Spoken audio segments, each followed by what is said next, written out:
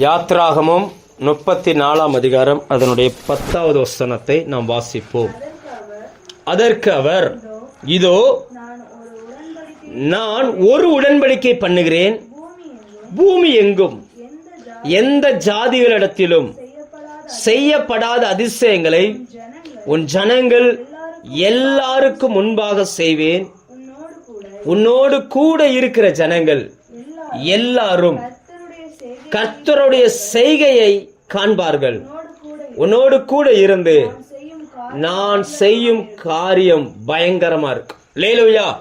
கர்த்தர் மோசேயை கொடுத்து பேசின வார்த்தை இது. அந்த ஜனங்கள் ஒரு தவறு பண்ணுகிறார்கள், விக்கிரக ஆராதனை பண்ணிட்டாங்க. அதன் விளைவாய் கர்த்தர் மோசேக்கு எழுதி கொடுத்த நியாயப்பிரமாண அந்த கற்பலகையை உடைத்தார்.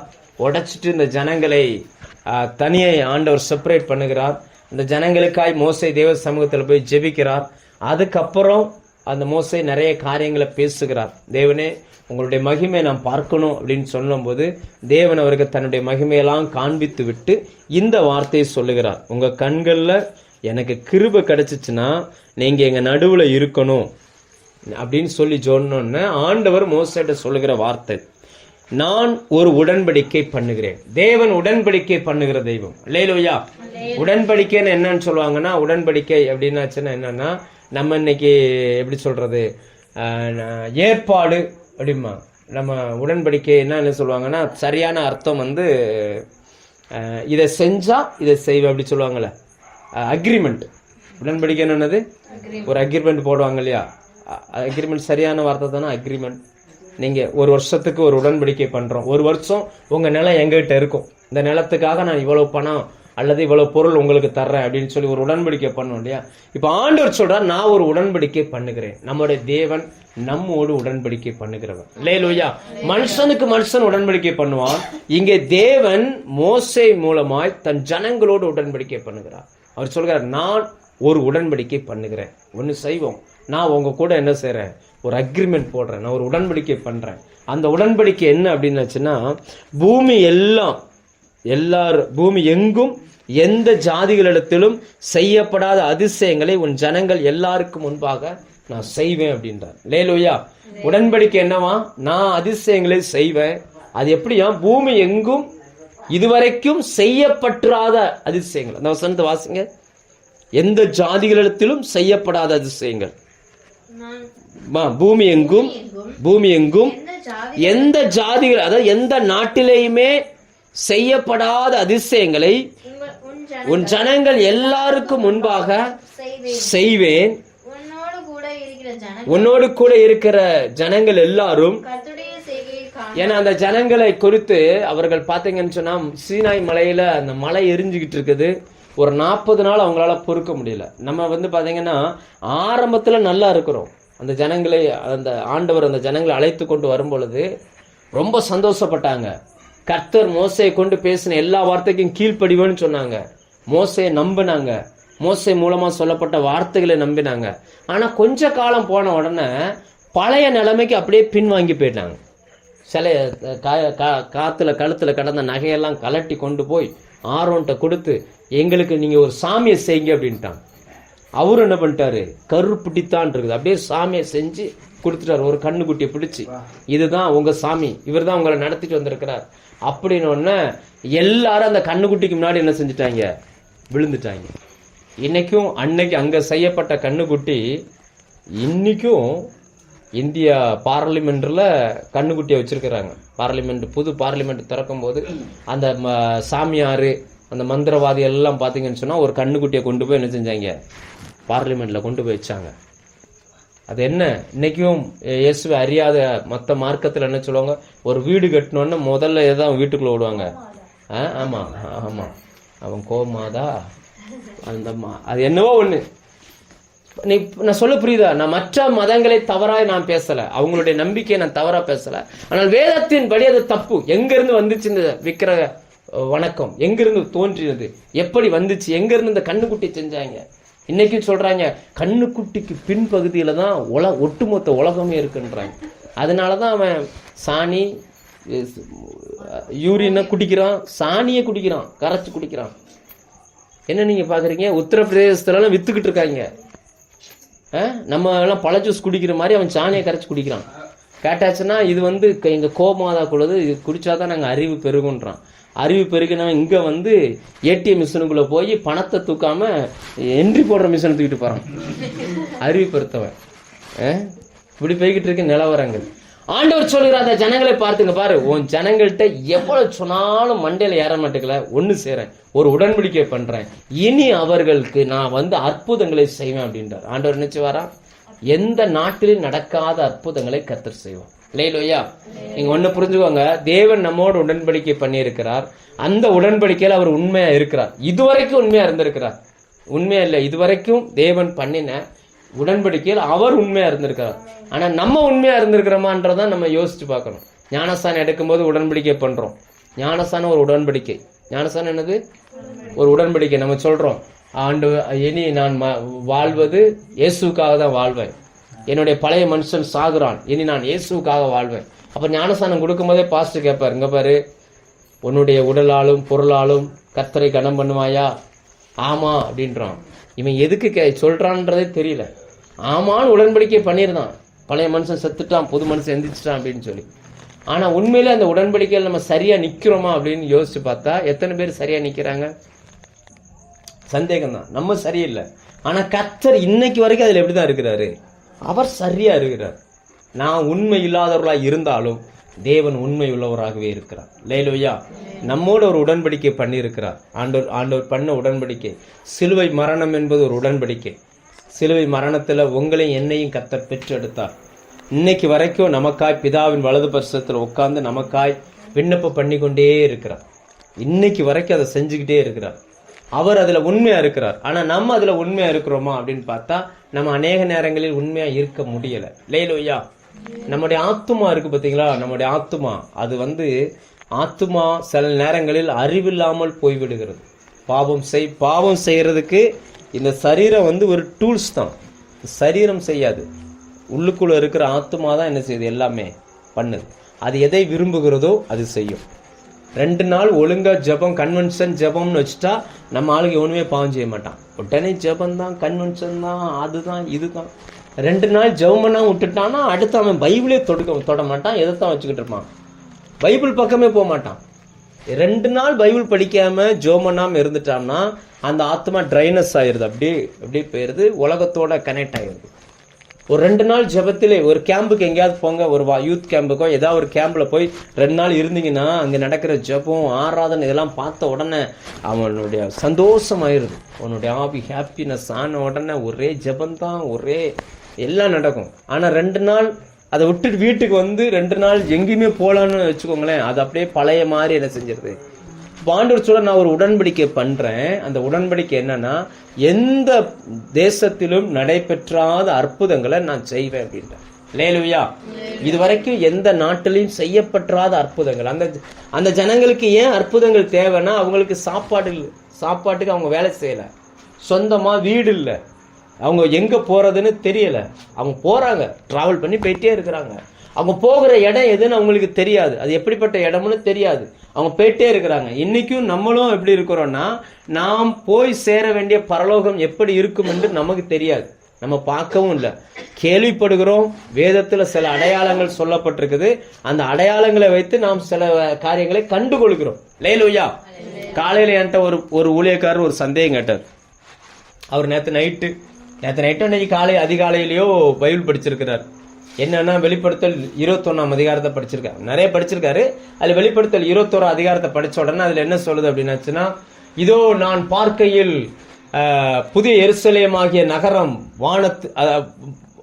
தேவனிடத்தில் இருந்து இறங்கி வர கண்டேன்.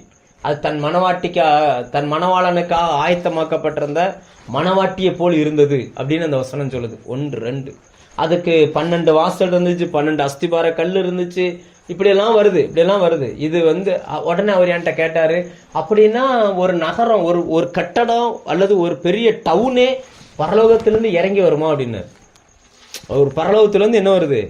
ஒரு டவுனே இறங்கி வருமா? ஆண்டவர் போட்டிருக்காரு. அதுக்கு 12 கட்டடம் இருக்குமா, 12 வாசலாம், 12 அஸ்திபாரக்கெல்லாம், அதுக்கு ஓடுற நதி இருக்கும். இப்படியெல்லாம் அது எங்க இருந்து வரும்? அப்ப அங்கிருந்து யாரெல்லாம் அதுல வருவா? அப்ப அந்த வீடுகள் எப்படி இருக்கும்? எதுக்குன்னா பைபிள்ல படிக்கிறதுக்கு எப்படி இருக்குது? இந்த வசனம் படிச்சு எடுங்க. 21ஆம் அதிகாரம் 2ஆம் வசனம். யோவானாகிய நான் புதிய எருசலேமாகிய தேவனிடத்திலிருந்து இறங்கி வர கண்டேன். அது தன் புருஷனுக்காக அலங்கரிக்கப்பட்ட மணவாட்டியை போல ஆயத்தமாக்கப்பட்டிருந்தது. 10ஆம் வசனம். பெரிதும் உயரமான ஒரு பர்வதத்தின் மேல் என்னை ஆவியில் கொண்டு போய் தேவனுடைய மகிமை அடைந்த எருசலேமாகிய பரிசுத்த நகரம் பரலோகத்தை விட்டு தேவனிடத்திலிருந்து இறங்கி வருகிறதை எனக்கு காண்பித்தான். இப்படி எல்லாம் வருது இல்லையா? இத படிக்கும் போது என்ன தோணுது நமக்கு? ஒரு நகரம் இறங்கி வருகிறது. நமக்கு என்ன தோணுதுன்னா ஒரு பட்டணம் என்ன செய்யுது? இறங்கி வருது அப்படின்னு நமக்கு தோணுது. ஆனா உண்மையில என்னன்னா ஆண்டவர் இங்கிருந்து செங்கலையும் மணலையும் கம்பியும் கொண்டுட்டு போய் கட்டி அஸ்திபார போட்டு ஒரு பட்டணத்தை கீழே இறக்கல. இவைகள் எல்லாம் ஒரு அனுபவமாய் சொல்லப்பட்டிருக்கிற வார்த்தைகள். லேலூயா, ரைட்டா? சில காரியங்களை அதை எதுக்கு சொல்றேன்னா தேவன் அற்புதங்களை செய்கிறார். அது எந்த மனுஷனாலே என்ன செய்ய முடியாது? அவங்க மூளைக்கு தோன்றவே தோன்றாது. மனித மூளையினால் தேவனுடைய அன்பை புரிந்து கொள்ளவே முடியாது. ஏன்னா மனுஷன் மூளை உலகானதான் இருக்கு. தேவனுடைய அன்பு கடல் போல இருக்குது. அதுல எதையுமே பிடிக்க முடியாது. நம்ம சில நேரங்கள்ல ஒரு முறை ஏதோ ஒரு ட்ரைனிங்ல கூட ஒரு பெரிய யானைய வரைஞ்சிட்டு அப்புறம் கண்ணை கட்டி விட்டு, இல்ல அது ஒரு இந்த எப்படி சொல்லுவாங்க, ஒரு 4-5 குருடர்கள் சேர்ந்து யானைய தடவி பார்த்தாங்களாம். ஒருத்தன் போய் கரெக்டா அந்த தும்பிக்கை பிடிச்சிட்டான். தும்பிக்கை பிடிச்சா அது என்ன செய்யுது? அது இப்படியே அங்கிட்டும் இங்கிட்டும் போகுது. யானைன்றது இப்படி பெருசா புடலங்கா மாதிரி இருக்கும் போல இருக்கு. இப்படியும் அப்படியும் என்ன செய்யும்? அவனுக்கு அது தும்பிக்கை எப்படி இருக்கு? புடலங்கா மாதிரி. ஒருத்தன் போய் காதா தடவி பார்த்திருக்கான். பெருசா காது யானைக்கு காது பெருசு இல்ல. அப்போ யானை சொலவு போல இருக்கும் போல இருக்கு அப்படின்ட்டான். ஒருத்தன் காலை தடவி பார்த்திருக்கான். கால் நல்ல பெருசா இருக்க பார்த்தோன்னா யானை பெரிய தூண் போல இருக்கும் நினைச்சுக்கிறான். ஒருத்தன் வயிற்று தடவி பார்த்துட்டு அதை வச்சு ஒன்னு நினைக்கிறான். ஆளுக்கு ஒன்னொன்னு நினைக்கிறாங்க தடவி பார்த்துட்டு. உண்மையிலே யானைக்கு இதெல்லாம் இருக்குது.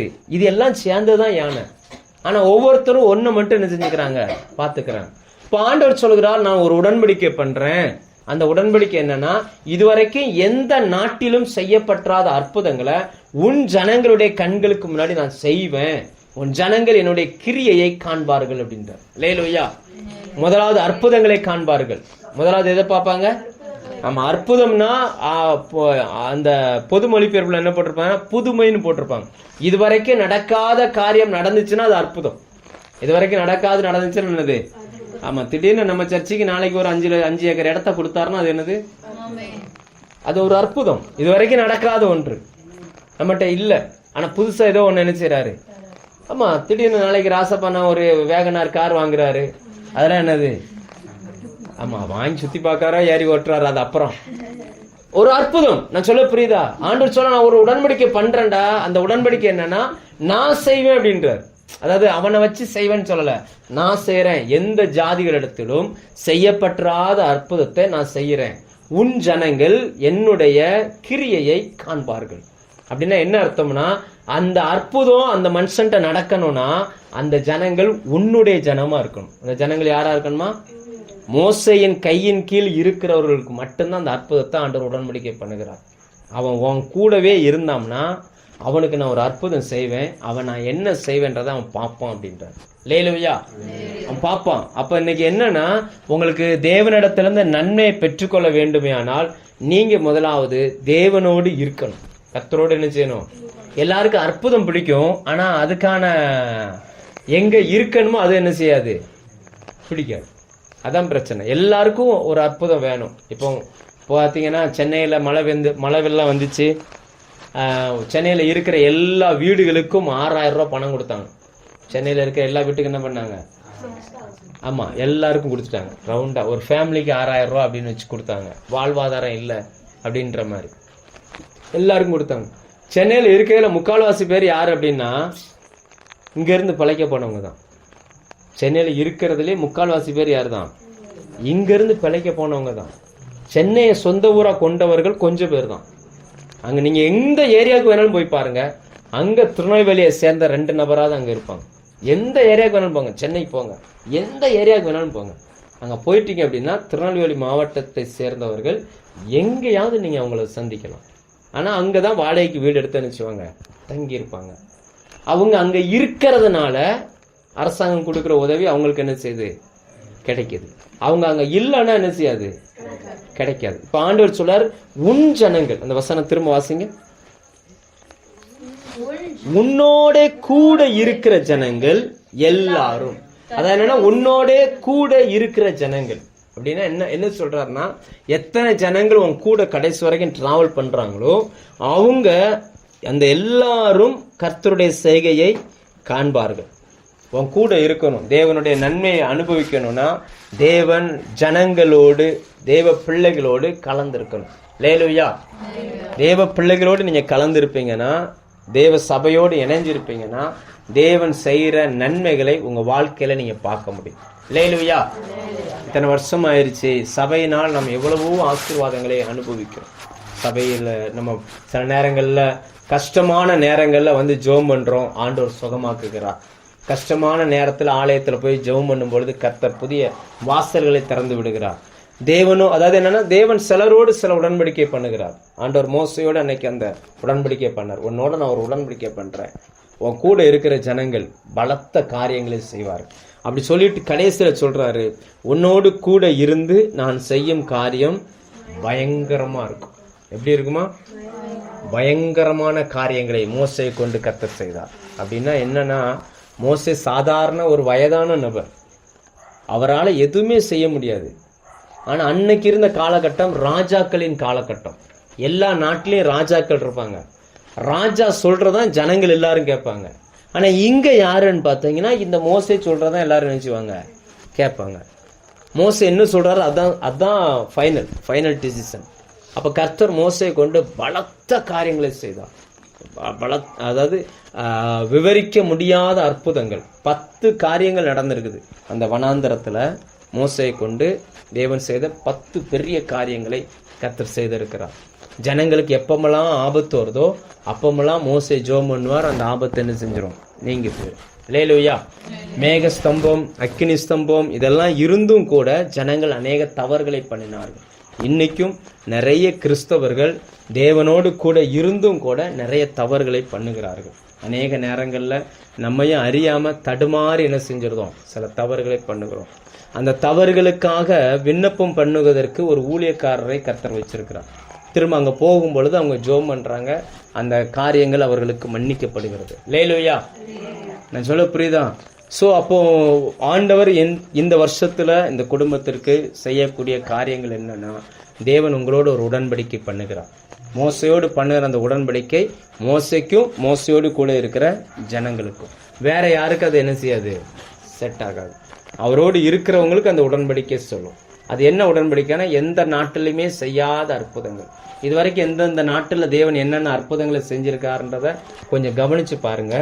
எங்கேயுமே செய்யாத அற்புதங்களை இங்க ஆண்டவர் என்ன செய்வாரு, செய்வார். நீங்க முதல்ல அதை நம்பணும், எதிர்பார்க்கணும். கர்த்தர் எனக்கு செய்வாரு அப்படின்னு நீங்க நம்பணும். நம்பினாதான். அவர்களுடைய அவிசுவாசத்தை குறித்து இயேசு ஆச்சரியப்பட்டாராம். சர்ச்சில் போய் பிரசங்கம் பண்றார், எங்கெங்கயோ நம்புறாங்க, சொந்த ஊர்ல நினைச்ச மாட்டாங்களே, நம்ப மாட்டாங்க.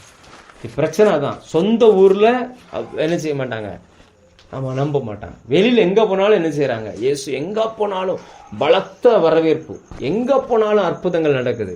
சொந்த சபையில சொந்த ஊர்ல வந்து பிரசங்கம் பண்ணா ஒருத்தனும் நம்ப மாட்டான். வசனமே சொல்லுகிறது, அவர்களுடைய அவிசுவாசத்தை நிமித்தம் அவரால் அங்கே அற்புதங்களை செய்ய முடியவில்லை. அவிசுவாசத்தை குறித்து ஆச்சரியப்பட்டார்.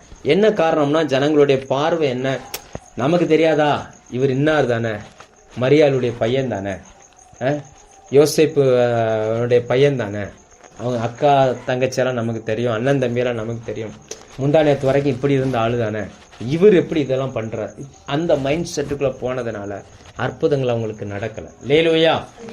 ஆனா ஆண்டவர் சொன்னார், நான் என்னை விசுவாசிக்கிறவன் நான் செய்த கிரியைகளையும் செய்வான், நான் செய்கிறதை பார்க்கிலும் பலத்த காரியங்களையும் செய்வான். அல்லேலூயா. நீங்க விசுவாசிக்க கூடுமானால் உங்களால் தேவனுடைய அற்புதங்களை பார்த்து பெற்று அனுபவிக்க முடியும்.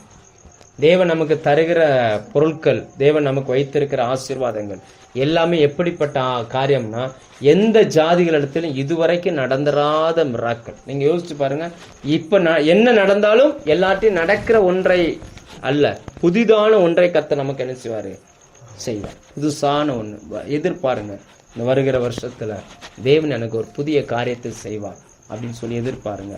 வாங்குற இடத்துல இருந்த நம்மை கொடுக்குற இடத்துக்கு கர்த்தர் மாற்றுவோம். லேலுயா, ரைட்டா? இது வரைக்கும் நம்ம ஒண்ணுமே இல்லாம இருந்திருக்கலாம். ஆனா இனி கர்த்தர் உங்களை என்ன செய்வாரு, பொருளாதாரத்தில் ஆசீர்வதிப்பார். தேவன் உங்களை நல்ல நிலைமைக்கு கொண்டு வருவார். உங்களை நம்பி அநேகர் இப்போலாம் நம்ம வேலைக்கு போறோம், நம்ம ஒரு ஓனர் நம்பி வாழ்ந்துகிட்டு இருக்கோம் இல்லையா? ஒரு ஓனர் நம்பி வாழ்ந்துட்டு இருக்கோம். கர்த்தர் உங்களை ஓனரா மாத்தினார் அப்படின்னா உங்களை நம்பி சில குடும்பங்கள் பிழைக்கும்படி கர்த்தர் செய்வார். லேலுயா, அந்த இடத்துக்கு ஆண்டவர் உங்க கொண்டு வரும். ஏன்னா தேவன் பண்ணுகிற உடன்படிக்கை, ஆண்டவர் சொல்றாரு, நான் செய்யற காரியம் பயங்கரமா இருக்கும் அப்படின்னா. நான் செய்யற காரியம் எப்படி இருக்குமா? அந்த பயங்கரம்ன்ற வார்த்தைக்கு அர்த்தம் என்னன்னா, ஜனங்கள் யாருமே உங்களுக்கு தீங்கு செய்யும்படி வரமாட்டாங்க. அந்த பயங்கரன்ற வார்த்தைக்கு ஜனங்களால் உண்டான பயங்கரத்தினால் ஒருவரும் யாக்கோபை பின்தொடரலையாம். நீங்க ஆதியாகமம் 35ஆம் அதிகாரம் எடுத்தீங்கன்னா, ஆண்டவர் யாக்கோபை பார்த்து சொல்றார், நீ எழுந்து பெத்தேலுக்கு போ, அங்க நான் முதல்ல உனக்கு தரிசனமான இடத்துல போய் ஒரு பலிபீடத்தை கட்டு அப்படிம்பார். அப்ப அதுலதான் இந்த வார்த்தை வரும், ஜனங்களுக்குள்ளே உண்டான பயங்கரத்தினால், அதாவது யாக்கோபை குறித்து உண்டான பயங்கரத்தினால் ஒருத்தரும் யாக்கோபை பின்தொடரல. அந்த பயங்கரன்ற வார்த்தைக்கு அர்த்தம் என்னன்னா, ஜனங்கள் யாருமே நம்மள என்ன செய்ய மாட்டாங்க, நமக்கு தீங்கு செய்யும்படி நம்ம அருகில் வர மாட்டார்கள். லேலுயா, கர்த்தர் அப்படிப்பட்ட ஒரு இடத்துக்கு நம்மளை கொண்டு வரணும். எப்பவுமே நம்ம இப்படியே இருக்கணும்னு நினைக்காதீங்க. நல்ல நாட்களை கர்த்தர் நமக்கு தருவார். ஒருவேளை இந்த 2023 நிறைய நெருக்கத்தை நம்ம சந்திச்சிருக்கலாம், சில பிரச்சனைகளை சந்திச்சிருக்கலாம். ஒருவேளை தேவனுக்கு அது விருப்பம் இல்லாத சில காரியங்களை செஞ்சிருந்தாலும் கூட தேவன் எல்லாவற்றையும் மாத்திட்டு புதுசா ஒரு உடன்படிக்கை பண்ணுகிறார். அவன் கூட ஒரு உடன்படிக்கை பண்றேன், உன் கூட இருக்கிற ஜனங்கள் நான் செய்யற கிரியை அவங்க பார்ப்பாங்க. அது எப்படி இருக்கும்னா பயங்கரமான காரியமா இருக்கும். லேலுயா, ஜனங்களில் ஒருத்தன் கூட அவங்களை என்ன செய்ய, பைபிளை படிச்சு பாருங்க, ஒருவர் கூட இஸ்ரவேல் ஜனங்களை என்ன செய்யல, தீங்கு செய்யும்படி கண்ணோக்கமாய் வரவே இல்லை. எத்தனையோ பேர் யுத்தம் பண்ண வந்தாங்க, அத்தனை பேரும் தோத்து போனாங்க. ஒருத்தன் கூட அவங்களை என்ன செய்ய முடியல, மேற்கொள்ளவே முடியல. ஆண்டவர் உங்களை எப்படி வச்சிருந்தாருன்னா, இந்த சாந்து சட்டி இருக்குல்ல, சிமெண்ட் சட்டி, கொத்தனார் வேலைக்கு பயன்படுத்துவாங்க சட்டி. மேக ஸ்தம்பம்னா அப்படி மேகம் அவங்கள மூடி இருக்கும். தூரத்துல இருந்து பாக்குறவனுக்கு மேகம் மட்டும்தான் தெரியும், உள்ள இருக்கக்கூடிய இந்த ஜனங்கள் யாருக்குமே என்ன செய்யாது, தெரியாது. இவங்களை பொறுத்த வரைக்கும் வெளி உலகம் வேற மாதிரியே தெரியும். ஆனா வெளியில இருந்து பாக்குறவனுக்கு உள்ள என்ன இருக்குன்னு என்ன செய்யாது. சில நேரங்களில் சில கார் கண்ணாடி எல்லாம் பாருங்க, ஒரு கருப்பு கலர் கண்ணாடி ஒட்டி இருப்பாங்க. உள்ள இருந்து வெளியில பார்க்க முடியும். ஆனா வெளியில இருந்து உள்ள யார் இருக்கான்னு என்ன செய்ய முடியாது. பார்த்தா கண்ணாடி மாதிரி தான் இருக்கும். நம்ம கண்ணாடி நினைப்போம், உள்ளுக்குள்ள ஆள் இருக்கும். ஆண்டவர் அவர்களை அப்படிதான் வச்சிருந்தார். அப்படி வச்சுதான் அவங்களை பராமரித்தார். எங்க பார்த்தாலும் மேகம் போற மாதிரியே தான் இருக்கும். தேவன் நம்ம மேலேயும் இப்படிப்பட்ட பாதுகாப்பை கர்த்தர் வைப்பார். லேலுயா, மற்ற ஜனங்களுக்கு நம்ம எப்படி இருப்போம்னா, நமக்கு தீங்கு செய்யணுன்ற எண்ணமே அவங்களுக்கு வராது. நம்மை நம்பி அநேக குடும்பங்கள் பிழைக்கும்படி செய்வார். எந்த தொழிலை வேணாலும் செஞ்சுக்கோங்க, அந்த தொழில கர்த்தர் உங்களை உயர்த்துவார். நீங்க அப்படி நம்புங்க, கர்த்தர் என்னை உயர்த்துவார், கர்த்தர் என்னை நடத்துவார் அப்படின்னு சொன்னா, நான் உன் கூட இருந்து செய்கிற காரியம் பயங்கரமா இருக்கும். நீ என் கூட இருந்துன்னு சொல்லல, நான் உன் கூட இருந்து நான் செய்கிற காரியம் எப்படி இருக்கும், பயங்கரமான காரியங்களை கர்த்தர் செய்வார். லேலுயா, நம்ம ஜெபம் பண்ணுமா? கண்களை மூடுங்க பார்ப்போம். கர்த்தர் நல்லவர்.